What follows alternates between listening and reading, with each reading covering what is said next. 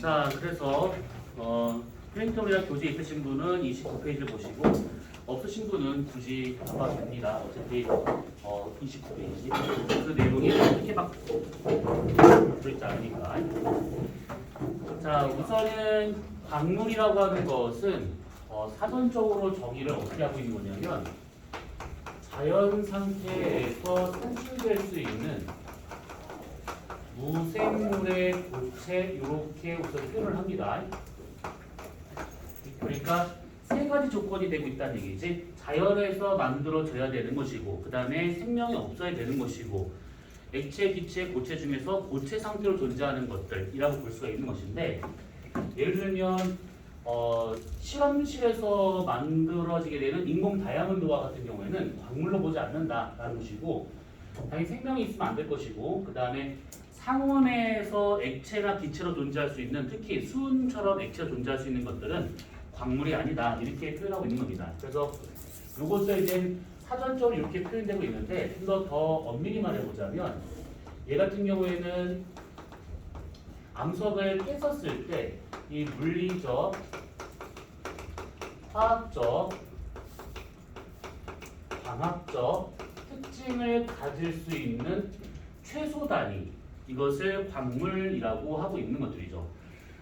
암석을 막 짱돌 막 망치로 깨가지고 나올 수 있는 입자들이 있을 것인데 무한정 작은 게 중요한 것이 아니라 저렇게 물리적, 화학적, 광학적 특징을 동시에 가질 수 있는 그런 알갱이들, 그런 최소 입자들을 광물이다, 뭐 이렇게 얘기를 하고 있는 겁니다. 그리고 이 광물이라고 하는 것은 원래 원소들이 결합을 해가지고 하나의 광물을 만들고 있는 것이죠. 이렇게 예를 든다 치면 이런 게 있습니다. 만약에 규소가 결합을 해서 산소랑 만난다고 치면 얘 같은 경우에는 SiO2라 해가지고 석영이라고 하는 이것이 나올 수가 있습니다.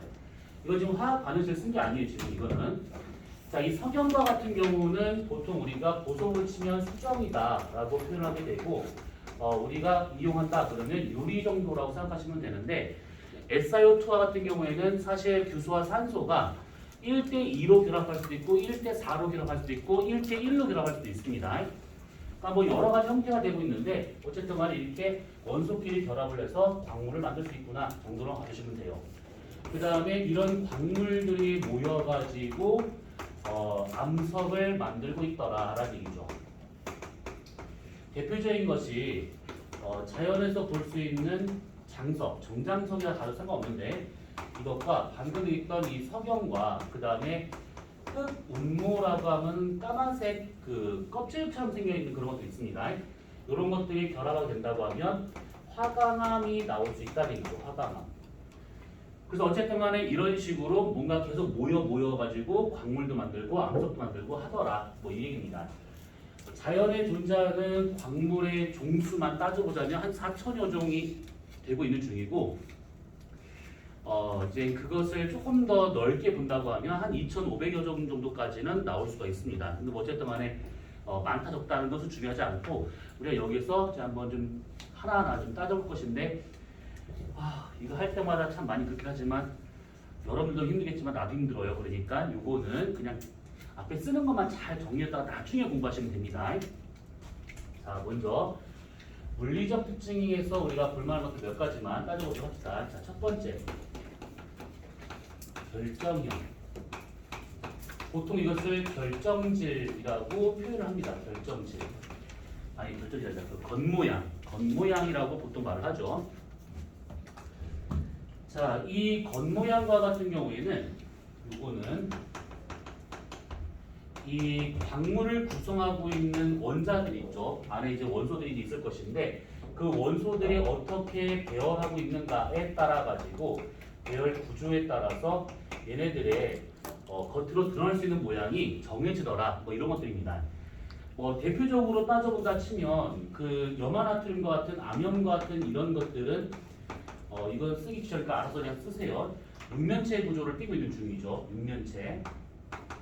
그 다음에 석영과 같은 경우에는 일반적으로는 육각 기둥 모양으로 나올 수가 있는 것이고 그 다음에 장석류, 이 장석은 종류가 꽤 많습니다. 근데 하나 묶어서 그냥 장석류라고 한다면 두꺼운 판 모양. 하나하나 쓰기 귀찮아서 안 쓰고 있는 것인데 여러분들 쓰셔야 됩니다. 암형은 육면체가 되고 있는 것이고 석영은 육각 기둥 모양이고 장석류는 두꺼운 판 모양. 그 다음에 운모류와 같은 경우는 얇은 판 모양. 뭐 아무튼 뭐 이런 식으로 겉 모양이 정해지고 있다라고 보면 되는데 또 있네. 방해석. 중등 과정에서는 기울어진 육면체다라고 하는데 그냥 뭐 평행사변형 모양이다라고 봐도 상관이 없습니다. 그 다음에 얘랑 이름이 비슷한 것이 하나 있는데 방연석이라고 하는 것이 있습니다. 방해석하고 방연석은 이름이 비슷하지만 완전히 다른 거예요. 방해석은 탄산칼슘으로 되어 있는 것이고 방연석은 납과 황이 1대1로 결합되는 형태입니다. 그러니까 뭐 염화나트륨과 거의 비슷한 형태의 구조다라고 생각하시면 돼요. 아무튼 뭐 종류가 따지고 그냥 많겠죠. 근데 우리가 여기서 좀 더 보자면 이게 있습니다. 이 결정형이라고 하는 것은 겉모양을 말하고 있는 것이고 원자 배열 구조를 말하고 있는 거긴 하지만 이 광물이 무작정 밖에 어떤 겉모양을 가질 수 있는 것은 아니고 좀 조건이 필요합니다. 뭐냐면 광물이라고 하는 것은 성장할 수 있는 공간이 있었을 때, 그러니까 짱돌이니까 이게 무슨 성장을 해요? 하겠지만 빈 공간 정도가 좀 확보가 돼서 광물이 원활하게 자신의 모양을 가질 수 있게 돼야지만 저렇게 특유의 겉모양을 가질 수 있다 이 뜻입니다. 그래서 성장할 수 있는 공간이 있다면 크게 세 가지로 나눠서 볼 수가 있는 것인데 성장할 수 있는 공간이 있어가지고 얘네들이 자신의 확실한 겉모양을 가질 수 있는 그런 광물들을 이것을 자형이라고 얘기해요. 자형. 자신의 형태라고 생각하시면 돼요. 그 다음에 반자형이라고 하는 것이 있고 타형이라고 하는 것이 있습니다. 우선 세 가지로 우선 볼 수가 있어요. 자, 우선 자형과 반자형, 타형이라고 하는 것은 뭘 말하고 있는 거냐면 성장할 수 있는 공간이 있었을 때 자신의 모양을 그대로 온전하게 다 만들 수 있는 상태를 자형. 타형과 같은 경우에는 성장할 수 있는 공간이 있음에도 불구하고 성장한 공간이 없다 보니까 원래 결정형이 나와야 되는데 성장 공간이 부족해가지고 자신의 모양을 못 만드는 그런 광물들을 타형. 반자형은 얘랑 섞여 있는 반반이다라고 보시면 돼요. 그러니까 무슨 말이냐면 어떤 광물을 확대해서 봐요. 이렇게. 광물 딱 확대해서 봤더니만 어떤 광물은 이렇게 세모의 모양으로 이렇게 나오더라라는 이런 식으로. 그래서 얘처럼 이렇게 자신의 겉모양이 원래 세모인데 정확하게 자신의 겉모양이 딱 나온다. 그럼 얘 같은 경우에는 이것을 자형이라고 이름을 붙여요. 이런 것들. 자신의 겉모양이 세모였는데 딱 자신의 모양대로 나오고 있으니까 저것을 자형. 근데 이제 어떤 광물을 봤더니 이런 자형이 만들어지고 난 다음에 남은 공간에서 결정이 만들어지다 보니까 네모의 결정형을 갖고 있는 일부 광물들이 이렇게 나올 수가 있습니다. 이렇게. 그러니까 뭐냐면 이 파란색으로 되어 있는 것은 원래 자신의 겉모양, 결정형이 네모인데 이 자형이 먼저 만들어지면서 공간을 딱 잡아버리니까 이 네모의 결정형을 가질 수 있는 공간 자체가 부족합니다. 그래서 네모여야 되는 것인데 한쪽은 자신의 네모 모양이 나오고 한쪽은 그런 모양이 나오지 않는 경우, 한쪽이 뭉그러져 있는 경우 그런 것들을 반자형 이런 것들을 원래 얘도 네모가 되는 것인데 한쪽이 이렇게 지금 없어진 것이죠. 자기의 겉모양이 한쪽이 사라진 겁니다. 그리고 이렇게 자형과 반자형이 만들어지고 남은 그 공간에서 결정형이 만들어져야 되는데 공간이 너무 좁아요. 공간이 너무 좁다 보니까 더 이상의 결정이 나오지 않고 그냥 이렇게 문드러진 상태로 이렇게 나오는 경우가 생깁니다. 이렇게. 이런 것들을 타형. 자, 그러면 여기에서 이렇게 자형, 반자형, 타형이다라고 하는 것은 결국 광물이 만들어지는 순서대로 받았을 때 먼저 자형이 만들어지고 그 다음에 그 정도의 공간을 지네들이 먼저 확보를 하고 그 다음에 나머지 공간에서 반자형이 만들어지다 보니까 어디는 공간이 좀 넉넉하고 어디는 공간이 넉넉하지 않다 보니까 어디에서는 자신의 모양이 나오고 어느 쪽에서는 자신의 모양이 안 나오고 이렇게 한쪽이 뭉그러져 있는 상태 그런 것들을 반자형. 타형은 자형과 반자형이 다 만들어지고 남은 공간에서 생기다 보니까 자신의 겉모양이 없다 이렇게 생각하시면 되는 겁니다. 그래서 이렇게 했을 때는 이쪽 방향으로 해가지고 생성 순서가 되고 있구나라고 합니다. 생성 순서가 자형, 반자형, 타형 요 순서로 가고 있더라라고 합니다. 그러니까 여기서는 다른 거 다 집어치우고 이런 단어 다 집어치우고 그냥 얘가 먼저, 얘가 나중, 그 다음 얘가 제일 마지막이구나 이렇게 순서 정도만 알고 있으면 되는 겁니다. 자, 그 다음에 두 번째 색. 자, 이 색이라고 하는 것은 그냥 우리가 겉으로 봤었을 때 색이라고 생각할 수 있는 것들인데 이 색과 같은 경우에는 좀 아주 자주 쉽게 바뀔 수가 있습니다. 그러니까 왜 그러냐, 어떤 거에 의해서 바뀔 수 있느냐면 광물 안에 들어있는 불순물의 종류가 무엇인가 또는 불순물 그 종류의 양이 얼마만큼 있는 것인가 요거랑 아니면 크기에 따라서 광물 크기에 따라서 색깔이 달라질 수가 있습니다. 예를 들면 치면 자연 상태에 있는 광물 중에서 강옥이라고 하는 것이 있어요. 강옥. 이 강옥 같은 경우에는 못쓰 웃기게 구분이 되고 있는 중이고 그 다음에 원래 색깔은 자연에서는 회백색 그러니까 백색은 아닌데 조금 회색 밝은 회색 요 정도라 생각하시면 돼요. 그런 강옥에 어떤 불순물이 들어가냐에 따라서 크롬 같은 게 들어가 있다. 그럼 붉은색을 띄어요. 그럼 그것을 루비라고 그러죠. 철성분 같은 게 들어있다. 그럼 얘는 푸른색 띕니다. 사파이어가 될 수 있는 것들이죠. 그래서 어떤 불순물이 들어갔는가, 그게 어느 정도 들어갔는가에 따라 가지고 색깔 자체가 완전히 달라질 수 있더라 이렇게 볼 수가 있는 겁니다. 그리고 뭐 이런 것도 있긴 하겠지만 예를 들면 방해석을 한번 예를 들어 치면 방해석은 덩어리치에 있었을 때는 투명한 상태입니다. 투명 상태. 근데 이것을 망치로 막 뽀사버려요. 가루를 막 냅니다. 그럼 얘 같은 경우에는 흰색으로 나오더라 이겁니다.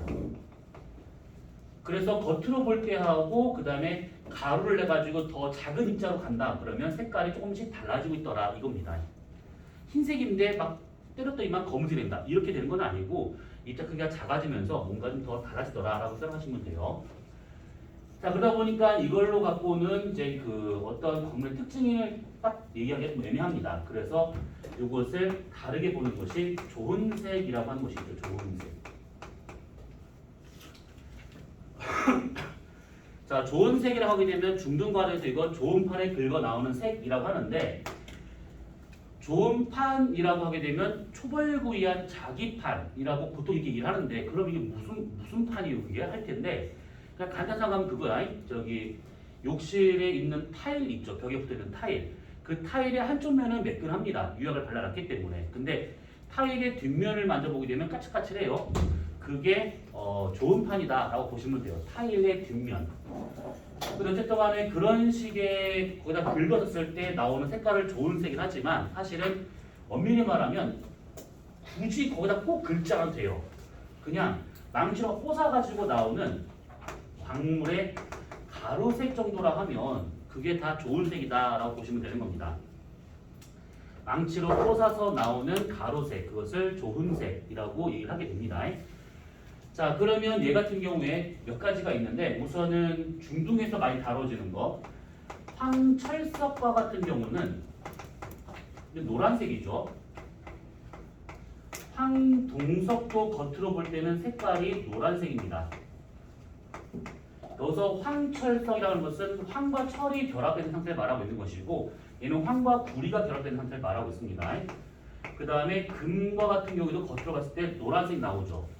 근데 좋은 색으로 바꾸면 가루를 내다 치면 얘는 검은색이 나오게 되는 것이고 황동석과 같은 경우는 녹흑색이 나오게 되고 금과 같은 경우는 노란색이 나옵니다. 여기서 녹흑색이라고 하는 것은 개인적으로 잘 이해를 못하겠는데 그냥 딱 보면 그냥 검은색이에요. 근데 녹색빛이 약간 도는 것 같다라는 마음가짐으로 봐야 그게 살짝 보입니다. 그래서 황철석, 황동석은 그냥 거의 뭐 흑색이다, 검은색이다 라고 생각하시면 되고 금과 같은 경우에는 그냥 덩어리채 보나 가로로 보나 어차피 노란색이다 이렇게 될 것 같아요. 그 다음에 또 이런 것도 있습니다. 지금 여기서 말하고 있는 것처럼 방해석은 유리로 되어 있는 그런 투명한 색인데 좋은 색으로 하게 되면 흰색이 나옵니다. 그리고 석영도 마찬가지인데 이거 일부 중학교에서 잘못 설명하시는 분들이 있는데 석영은 굵기가 7번, 좋은 판은 굵기가 6.5 그러면 석영이 더 단단하기 때문에 좋은 판에 긁히지 않는다. 그래서 좋은 색이 없다 라고 하시는 분들이 더러 있는데 아까 말한 것처럼 좋은 색은 광물의 가로색입니다. 그러면 망치로 두들기잖아요. 그러면 석영도 가로가 됩니다. 망치 앞에서는 다 평등해요. 그래서 석영과 같은 경우에는 가로색이 나옵니다. 그래서 얘도 좋은 색이 있는데 그런 색은 흰색이 되고 있다라고 보시면 돼요.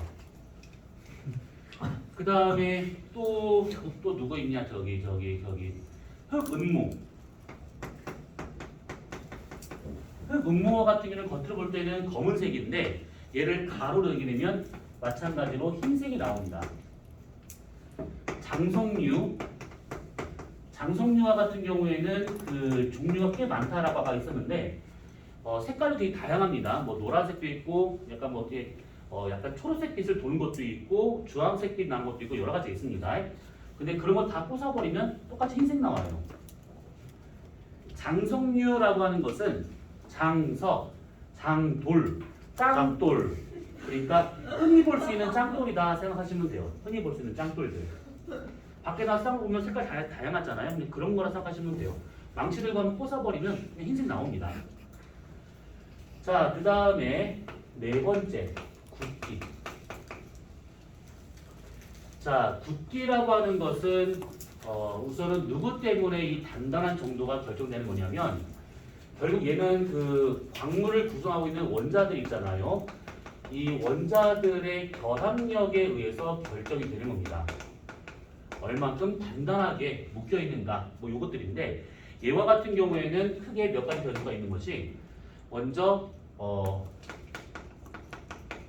원자 간 거리가 가까운가 먼가 그 다음에 그것을 구성하고 있는 원자 크기가 큰가 작은가 그 다음에 원자들 하나하나 갖고 있는 전하량이 큰가 작은가 요거에 의해서 결정이 되는 겁니다. 자, 우선은 원자 간 거리는 당연히 가까울수록 더 단단하게 결합될 것이고 원자 크기가 작으면 작을수록 핵간 인력이 큰 거기 때문에 더 단단하게 결합할 수 있다라고 볼 수 있는 것이고 그 다음에 원자 전하량이 많을수록 전기적으로 단단하게 결합될 수 있다고 볼 수 있는 것이죠. 그래서 거리가 가깝고 원자 크기가 작고 전하량이 클수록 더 단단해지더라 이렇게 볼 수가 있는 겁니다. 자, 그래서 이런 식의 굵기는 이런 것들에 의해서 결정되고 있는 것들인데 표현할 수 있는 방법은 크게 세 가지가 있습니다. 우선은 많이 들어봤을 모스 굵기계, 그 다음에 되튠 경도계, 그 다음에 세김 경도계 이렇게 세 가지로 구분이 돼요.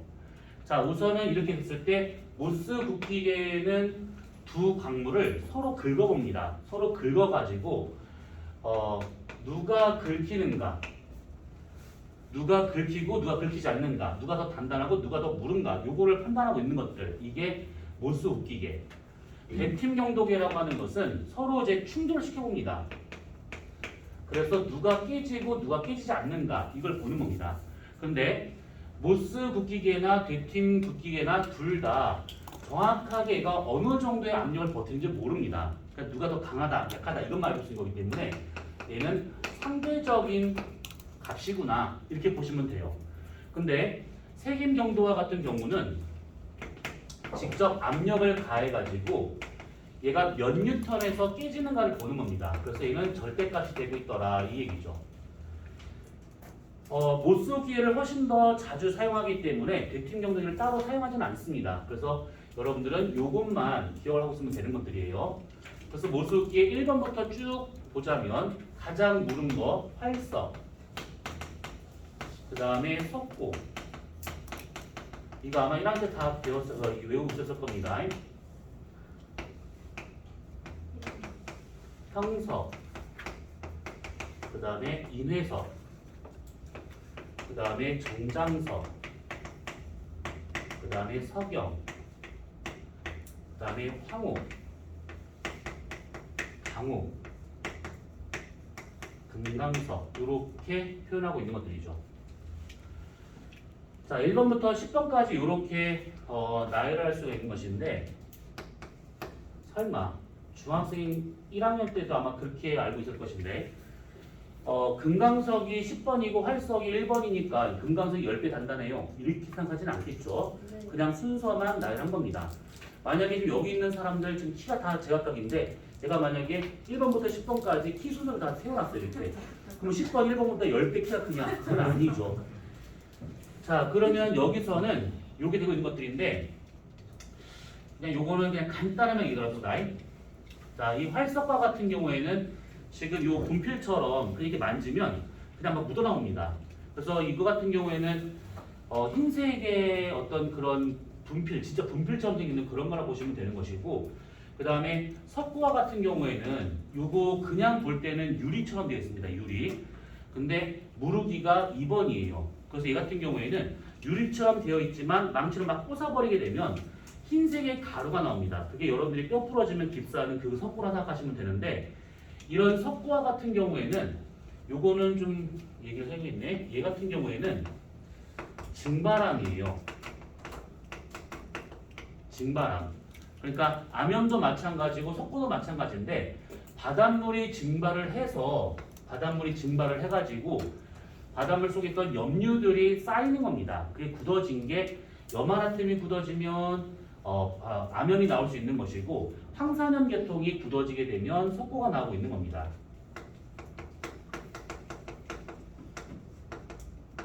그래서 석고가 있는 곳은 과거 거기가 바다였었던 곳이구나 라고 하는 것을 알려주는 그런 짱돌입니다. 이 같은 경우에는 방해석은 아까 얘기했었던 것이가 됐고, 형석은 이게 밝은 형자입니다. 그래서 자외선을 쏘이면 밝게 빛나기 때문에 이름이 형석이에요. 근데 사실 형석뿐만 아니라 방해석, 형석, 인회석, 석고까지 자외선을 쏘이면 이 넷 다 밝아집니다. 근데 얘만 이름이 형석인 것은 글쎄, 그건 지은 사람 마음이니까.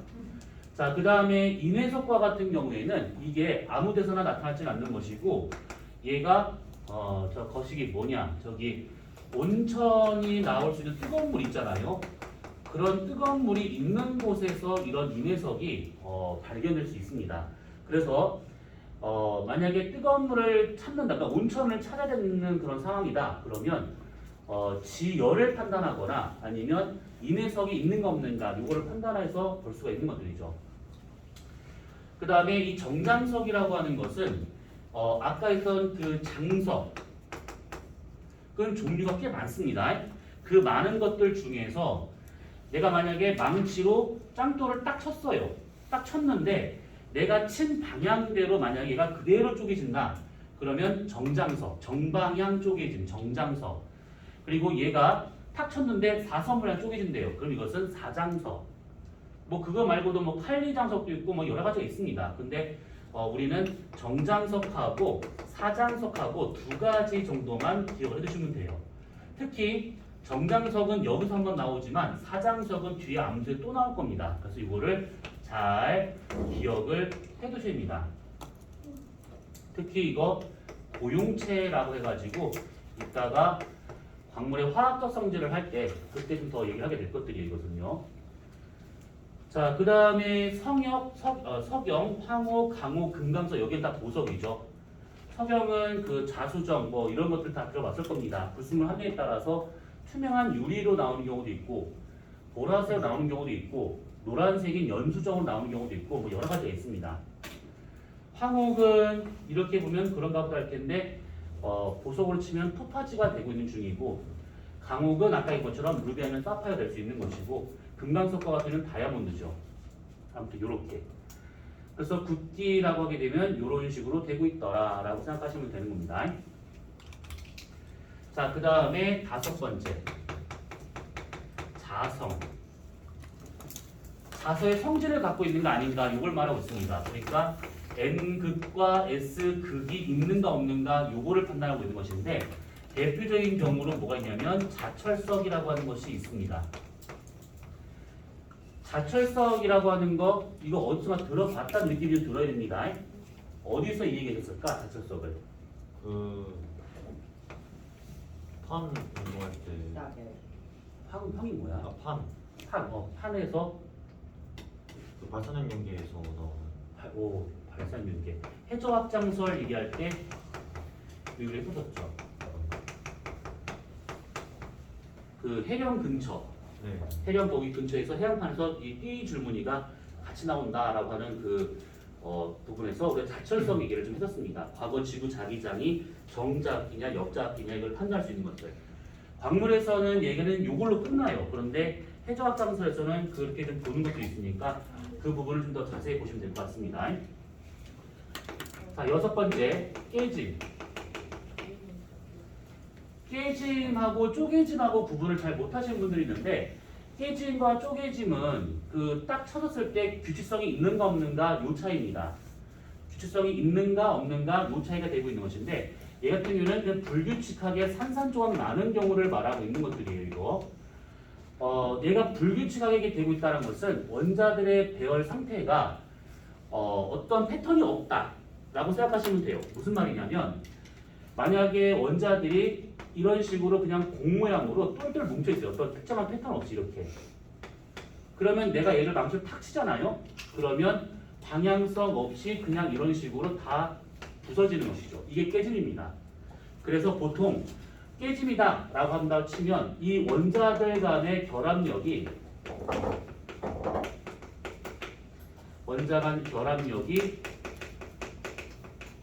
비슷할 경우에 잘 나타납니다.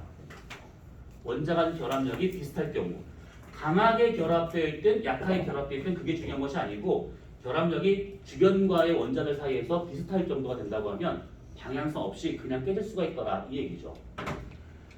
대표적인 경우로 뭐가 있냐면 석영이 이런 경우입니다. 유리니까. 그리고 화산유리라고 할 수 있는 흑요석이라고 하는 것도 깨짐입니다. 이거 어떤 사람들은 원래 깨짐으로 나도 사실 깨짐으로 안 보는데 이제 중동에서 이걸 깨짐으로 얘기하고 있으니까 그냥 얘는 그냥 화산유리 그냥 산성적 난구나라고 생각하시면 돼요. 원래 얘는 태각성 쪼개짐에서 다른 모양이 있는데 아무튼 그건 필요 없습니다. 요거는 그거야. 저기 검은색 바둑돌이 있죠. 그거로 생각하시면 됩니다. 검은색 바둑돌. 자, 7번째 쪼개짐. 얘 같은 경우에는 어떤 모양이 나와야 됩니다. 규칙성이 있는 상태를 말하고 있는 것들이에요. 그랬을 때 크게 우리가 광물이 이렇게 있다라고 가정을 한다 치면 자, 광물이 이렇게 있습니다. 그러면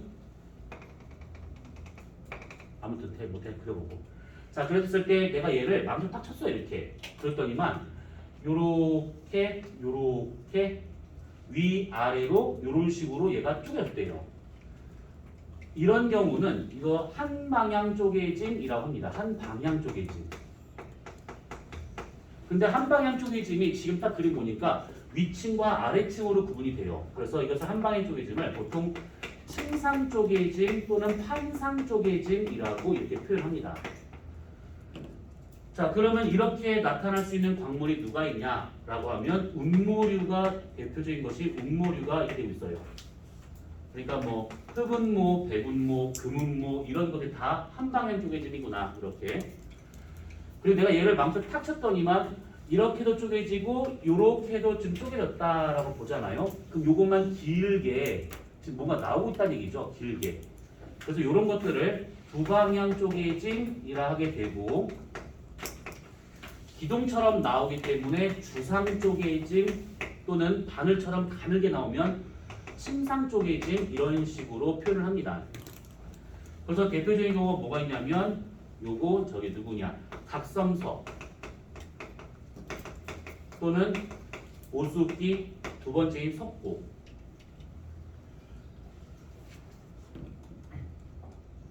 하지 말라면 꼭 하는 사람들이 있어요. 물이 깊으니까 들어가지 마세요. 깊어요? 들어가 볼래요. 바람 세게 부니까 낚시터에 가지 마세요. 빠질 수 있어요? 아 그래요? 바람 시원해 좋겠죠. 들어가 죽어요. 이런 꼭 하지 말라는 사람들이 꼭 있어요. 그 뭐야 킥보드 헬멧 쓰고 타세요. 위험해요. 나는 더워서 싫어요. 그러다 늦어요. 얼마 전에 사고 난 거 봤니? 킥보드 그 남자 둘이서 술 처먹고 그 두 맨 그냥 그것도 안 쓰고 그냥 가다가 야 그 영상만 봐도 끔찍하더만. 그냥 SUV가 그냥 와서 그냥 쳐버렸어요. 그냥 부산 날아가서 그냥 죽었어. 그냥 그 자리에서. 근데 그 얘기가 아니라 아무튼 얘는 이 얘기가 갑자기 왜 했냐면 석고와 같은 경우에는 이거 되게 불안한 상태의 그것들이에요. 이거는 손으로 문대는 순간 이건 끔찍한 일이 벌어질 수가 있어요. 그래서 석고는 가급적 손으로 만지지 말라고 얘기를 많이 하는데 왜냐하면 석고는 침상 바늘 쪼개짐이기 때문에 이걸 이렇게 문대버리게 되면 이게 쑥 들어가 버리는데 순식간에. 근데 굵기가 2번이라서 이거 안 빠집니다. 그냥 다 깨져버려요. 그 살 속에서. 어떻게 해야 돼? 쪼개서 긁어야죠. 다. 그 나올 때까지 딱 긁어냅니다. 그거. 그게 만약에 혈관을 타고 이동하다가 다른 거 받으면 죽을 수도 있어요. 그거 잘못하면. 꼭 하지 말라고 하는 작것들이 있어요. 이거. 근데 신기한 건 중학생일 때도 그렇게 하지만 영재 과거 학교 다닐 때도 꼭 하지 말라고 하는 미친놈들이 꼭 있더라고요. 뒤지면 쳐맞아요. 정체는.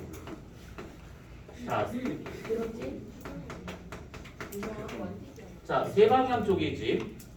뭐냐면 파란색 방향, 빨간색 방향, 그 다음에 노란색 방향으로 이렇게 해가지고 요거 하나만 입자로 톡 튀어나오는 경우를 말하고 있습니다. 그래서 이것을 입자의 모양으로 나온다. 그래서 입상 쪼개짐이라 하게 되는 것이고 대표적인 것이 방해석이라든지 아니면 방연석이라든지 아니면 뭐 이런 것들이 안염이라든지 뭐 이런 것들이 대표적인 입상 쪼개짐이다라고 생각하시면 되는 겁니다.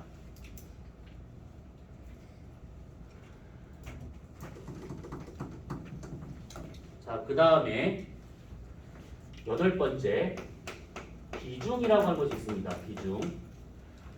비중은 비교한 중량, 비교한 무게라고 생각하시면 되는데 같은 부피로 되어 있는 4도씨의 물과 비교를 해본 겁니다. 같은 부피의 4도씨의 물과 누가 더 무거운가, 무거우면 몇 배 더 무거운가 이거를 따지는 게 비중이에요. 그래서 이 비중과 같은 경우에는 따로 단위라고 하는 것이 없습니다. 그냥 뭐 같은 부피의 4도씨 물과 비교했을 때 만약에 뭐 3배가 크다 그냥 3만 쓰면 되는 겁니다. 대표적인 예가 금과 같은 경우가 한 25 정도가 나와요. 그러니까 같은 부피의 4도씨 물보다 25배가 더 무겁다 이런 식으로 표현할 수 있는 그런 방법들이 있습니다. 그래서 다른 데는 잘 안 쓰는데 이 비중이라고 하는 것은 광물에서 종종 얘기가 되는 것 중에 하나예요. 자, 그 다음에 9번째 광택이라고 하는 것이 있습니다. 광택은 빛을 쏘여졌을 때 얘가 어느 정도로 이제 그 빛에 반응을 하고 있는 것인가 이걸 말하고 있는 것인데 크게 두 가지로 나눠 봤을 때 하나는 금속 광택과 하나는 비금속 광택으로 이렇게 크게 두 가지로 구분이 돼요. 금속 광택은 진짜 누가 봐도 금속이다라는 느낌이 드는 그런 광택들이에요. 그래서 대표적인 것이 황철석이라든지 우리가 지금 생뚱맞은 다른 광물을 하기보다는 그냥 지금 이 칠판에 있는 것들 중에서 얘기를 더 하고 있는 겁니다. 그 다음에 황동석이라든지 이런 것들이 대표적인 그 무엇이냐 저기 금속 광택이다라고 생각하시면 될 것들이고 방연석도 마찬가지입니다. 비금속 광택이라고 하게 되면 누가 봐도 금속이 아닌 느낌이에요. 그래서 얘 같은 경우에는 다시 여러 가지 구분이 되는데 유리 광택, 석영이라든지 방해석이라든지 석고라든지 이런 것들, 그 다음에 진주 광택, 진주처럼 생겨 있는 거 이걸 따로 비누 광택이라고도 말하는데 이런 것들은 아까 얘기했었던 누구냐 활석과 같은 것들. 그 다음에 수지 광택, 수지 광택은 기름이 굳은 것처럼 나올 수 있는 그런 광택인데 인회석이라든지 아니면 호박, 먹는 호박 말고 이게 한복에 매달려 있는 그 호박 있잖아요. 그거 그런 호박이라든지 아니면 섬유광택, 이게 실을 많이 엉클어 놓은 것처럼 생길 수 있는 그런 광택입니다. 섬아연석이 그런 경우예요. 성면이라든지 이런 것들 아무튼 많습니다. 그래서 이런 광택과 같은 경우는 그냥 얘네들을 보고 이게 광물을 구분할 수 있는 거구나 정도로만 알고 있으면 되는 겁니다. 자, 그 다음에 10번째 냄새를 맡아봐요. 달라요? 달라요. 여기서 냄새는 그냥 이게 신선한 짱돌을 냄새 맡는 뜻이 아니라 그 변태고 이 냄새 맡는 것이 아니라 짱돌 두 개를 서로 막 이렇게 갈아가지고 나오는 그 냄새를 맡는 겁니다. 그래서 얘 같은 경우에는 주로 황 성분이 있는 것들은 금방 티가 나요. 그 황은 그 썩은 달걀 냄새 나고 있는 거 알고 있을 거야. 그래서 그런 식으로 냄새가 나고 있는 것을 말하고 있는 것이고, 이렇게 했는데 모르겠다, 맛을 보기도 합니다. 이 맛을 보는 것은 암염도 대표적인 경우가 될 것이고, 철 성분이 들어가 있으면 그 금속을 입에 대면 그 찌릿찌릿한 그 맛 있잖아요. 이걸 뭐라 피맛이라고도 하고, 피비린내 피를 먹어보고? 산화철맛 아니 이빨 빠질 때. 그러니까 아무튼 뭐 이렇게 그 저기 정 궁금하면 이런 거 한번 입에 대보세요. 아니 저 카메라 저거 스탠드 있잖아요. 그거 한번 혓바닥 쭉 한번 핥아보세요. 어떤 맛인지. 그러면 아, 이 맛이구나라는 느낌이 있을 겁니다. 아무튼 그런 맛이 될 수도 있어요. 근데 이런 것들은 광물을 구별하는 데 있어서는 크게 도움이 되지 않는 것이죠. 설마 아그작아작 씹어먹고 콧구멍에 넣어보고 이러진 않겠죠. 이거는 상관이 없는 것이고 되게 비과학적인데 사실 쓰이는 방법 중 하나입니다. 이것도. 그래서 여러분들은 지금 1번부터 해가지고 9번까지 좀 일반적인 특징에 대한 것들은 이렇게까지만 정리해 주시면 될 것 같습니다. 자, 질문. 그 저기서요. 아까 음. 그 좋은 색 말씀하셨는데 이게 그러면은 저희가 그냥 광물의 물대색이랑 그걸 부술 때 나오는 색이랑 왜 다른 거예요? 이게 전체 통으로 했었을 때는 빛을 이게 한 번만 튕길 거라고. 네. 근데 얘가 만약 가로로 돼버리잖아. 그럼 빛이 난반사 돼버리겠지. 그래서 더 흰색에 가까워진 상태가 될 수 있는 것들이고, 난반사가 굳이 아니더라도 만약에 투명한 광물에 치면 빛이 투과할 수 있는 것들인데, 만약에 방해석이라든지 흑음모처럼 복굴절할 수 있는 그런 광물이라면 입자가 작아지잖아? 그럼 복굴절할 수 있는 횟수가 더 많아져 버리겠지. 네. 그러면 우리가 받을 수 있는 빛의 양은 더 많아지기 때문에 흰색에 더 가까워진다, 이렇게 볼 수가 있는 것들이지. 자, 그러면 지금 이렇게 해가지고 물리적 성질 중에서 좀 중동에 있는 내용들만 한번 쭉, 물론 맛, 냄새 이건 없긴 하지만 광택 비중은 없긴 하지만 이제 있는 거 위주로 해가지고 좀 더 얘기를 하게 된 겁니다. 자, 그러면 화학적 성질에 대한 거를 보도록 합시다.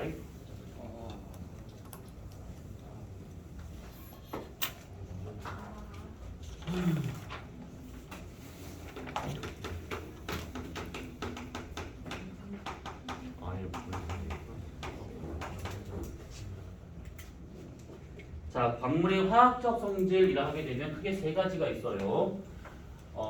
우선은 동질 이상, 하나는 유질 동상. 요즘도 화학에서 이런 단어 쓰나? 아니요. 이형, 도형 이런 거요? 그런 거야? 그 다음에 고용체. 아닌 거.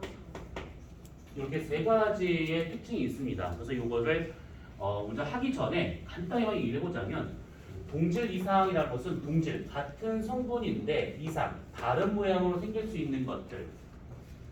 같은 성분인데 겉모양이 다릅니다. 딱 봤을 때가 달라요. 다른 모양.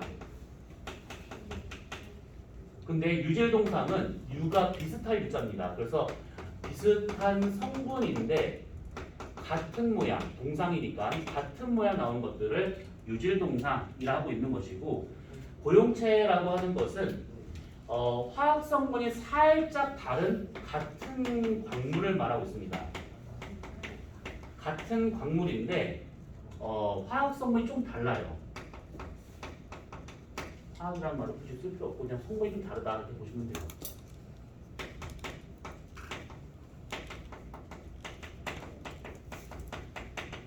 이게 고용체. 자, 그래서 이렇게 화학적 성질은 동질 이상, 유질 동상, 고용체 이렇게 볼 수 있는 것인데, 여기서는 지금 우리가 저런 단어들을 막 알려고 노력하지 말고 광물들이 이런 관계도 있을 수 있겠구나 정도로만 봐주시면 되는 겁니다. 자, 첫 번째 먼저 동질 이상 관계. 나중에 여러분들이 그 원하는 학교에 입학을 하잖아요.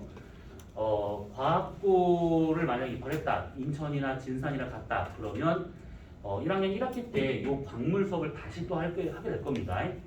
통합과학에 광물 파트가 나와 있는데 과거다 보니까 그 통합과학에는 광물 이상으로 막 해요.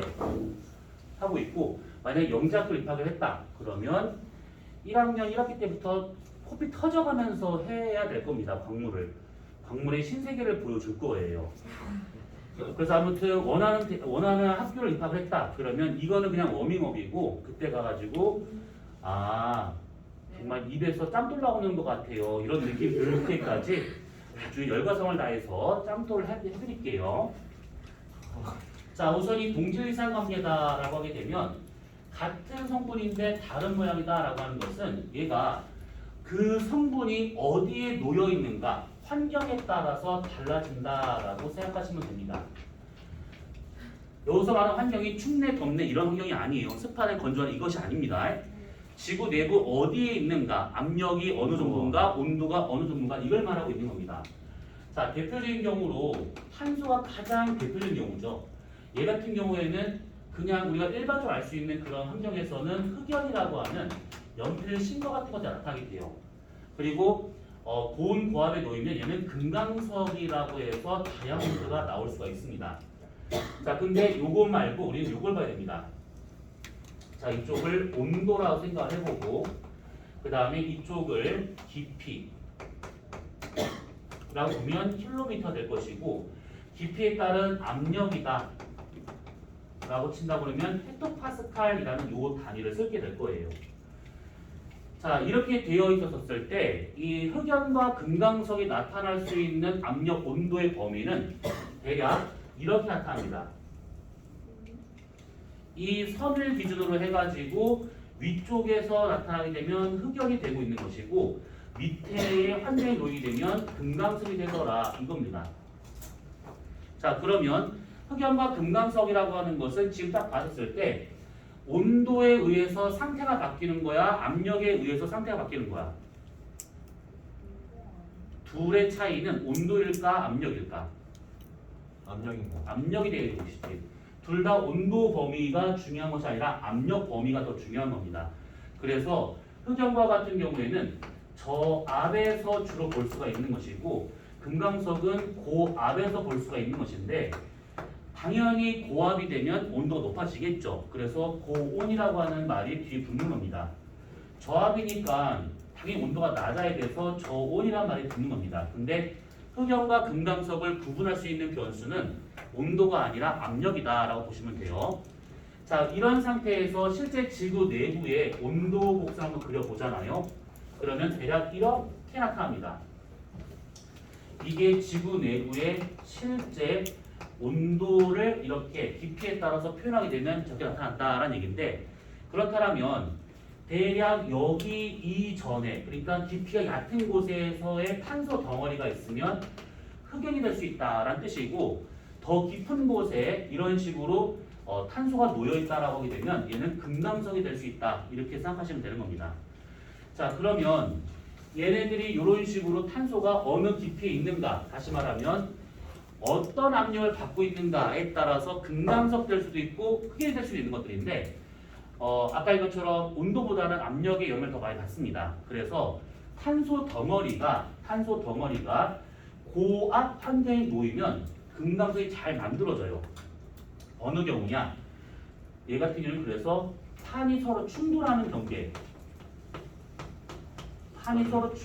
경계에서 주로 볼 수 있는 것이 요놈이다 라고 생각하시면 되는 겁니다. 궁금한 게 있는데 저기 가운데 접점 있잖아요. 여기에서는 어떻게 해요? 여기서 어떻게 보냐고? 네. 얘 같은 경우는 두 개가 다시 공존할 수 있는 상태야. 두 개가 안정적으로 있을 수 있는 상태.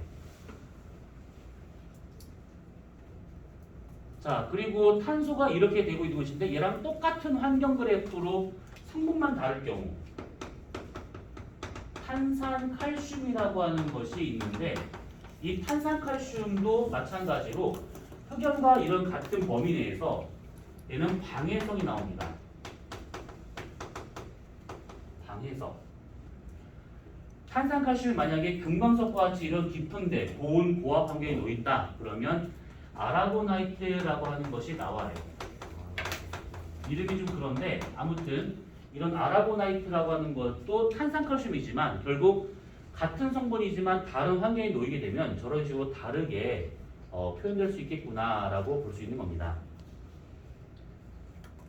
그래서 금강석이 나오는 곳 또는 아라고나이트가 나오는 곳은 과거 거기가 아주 큰 압력을 받았던 곳이구나 이렇게 판단할 수가 있는 겁니다.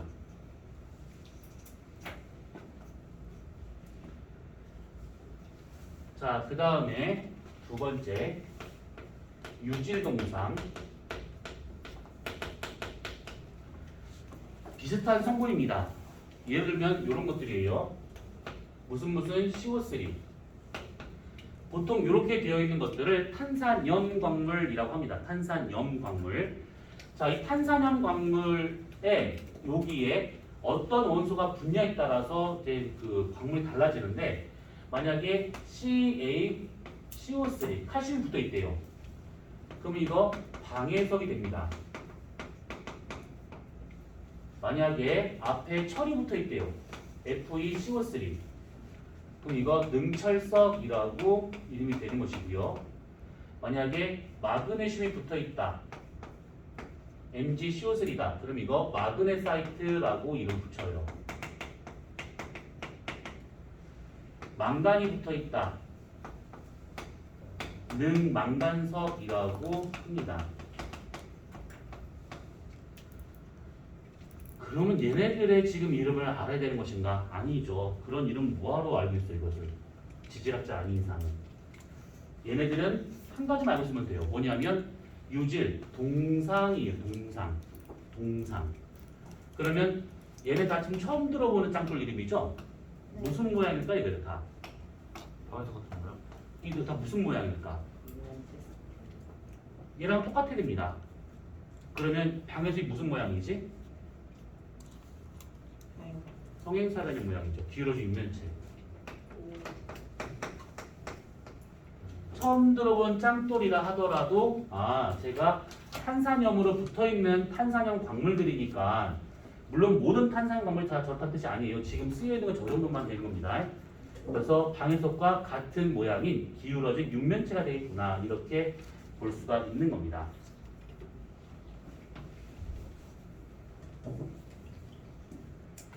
자, 그 다음에 세 번째 이거 하나만 하고 잠깐 쉬었다 하도록 합시다. 자, 고용체라고 하는 것이 있어요. 고용체라고 하는 것은 아까 말한 것처럼 같은 광물입니다. 당연한 거 아닌가? 근데 같은 성분이지만 다른 광물이 나오고 있고 같은 성분의 다른 광물들 얘는 비슷한 성분이지만 다 다른 광물들이에요. 근데 얘는 비슷한 성분인데 같은 광물이 나오는 걸 말하고 있는 겁니다. 화학 성분이 조금씩 달라지고 있는 것들인데 이런 경우가 있습니다. 뭐냐면 감남석이라고 하는 거를 들어본 적 있을 겁니다. 이거 감남석. 감남석의 원래 화학식은 Mg Fe2SiO4가 돼요. 이게 무슨 말이냐면 뒤에 붙어 있는 이 SiO4는 이거 바로 이제 우리 쉬었다가 이따 할 때 할 것인데 얘는 지금 규산 3연체 구조입니다. 이것이 되고 있는데 얘에 마그네슘 2개 붙어서 만들어지거나 철 2개가 붙어서 만들어지거나 어차피 감남석이라는 같은 광물이 나온다 뜻입니다. 성분이 마그네슘 2개 결합되어 있는 감남석도 있고 철이 2개 결합되어 있는 감남석도 있고 하지만 이름은 똑같은 감남석 이런 식으로 성분은 비슷하지만 같은 광물 나오는 이런 관계들을 고용체라고 하고 있는 겁니다. 근데 이 고용체는 얘는 그나마 분자식이 간단한 거니까 이렇게 썼지만 사실 분자식은 광물마다 되게 복잡해요. 다 못 외워요. 그거 외우기 힘들어요. 그래서 간단한 걸 썼는 것인데 실제 중요한 것은 이놈이 아니라 사장석이에요. 이 사장석이라고 하는 것은 크게 두 가지로 구분할 수 있는 것이 칼슘으로 결합되어 있는 칼슘 사장석과 나트륨으로 결합되어 있는 나트륨 사장석 두 가지로 볼 수가 있습니다. 칼슘 사장석은 나트륨 사장석과 이따가 비교를 하면서 얘기하겠지만 칼슘 사장석이 더 깊은 데서 더 고압에서 더 고온에서 만들어지게 되는 것들이고 칼슘 사장이 많이 포함되어 있다라고 하는 것은 이제 그 광물이 거의 처음에 나와졌을 때 지금 무슨 말을 하는가 싶을 텐데 그건 이따가 정리해서 볼 겁니다. 그래서 칼슘 많이 들어있는 사장석이냐 나트륨 많이 들어있는 사장석이냐에 따라 가지고 요게 알 수 있는 그런 생성 환경 정도가 다 구분이 되더라. 그러니까 고용체는 그런 거를 쓰려고 보는 겁니다. 예를 들어. 그냥 우선 이건 여기까지만. 자, 그러면 잠깐 쉬었다가 그 다음 걸 보도록 합시다.